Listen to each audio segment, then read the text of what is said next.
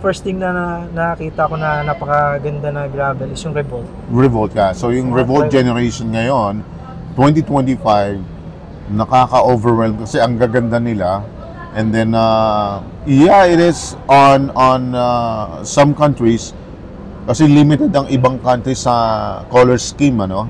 Ang ginamit pala ni Giant, this is the whole Giant itself, worldwide, is parang about Earth, like, kung tawagin lang is geometrical whatever color, na kunyari, sandstorm, kunyari, Okay.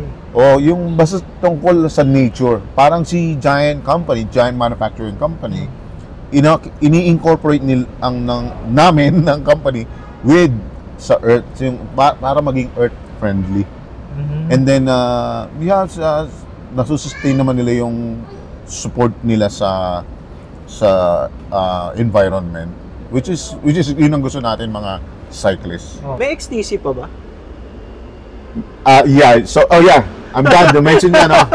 Ayun, kasi nga napansin XTC, ko no? nung sa Mike Day, wala akong nakita XTC. Ano bang This is very unfortunate.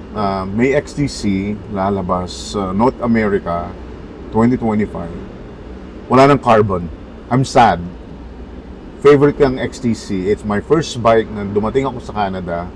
My first race bike, and my XTC is aluminum. We call it hardtail cross country mountain bike. And then XTC 2025 lalabas is hindi aluminum na lang. Is it built bike or So this is frame? sa Canada kasi built bike.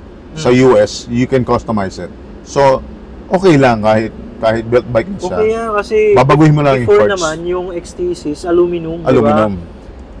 One of the lightest talaga. Actually, siya yung magaan nung that time, di ba? Magaang pa rin siya. Up to now. That's a good news. Okay yun. And then medyo na-alarm kami kasi when I received the inventory, I didn't see the since it's 2025, I'm allowed to say it.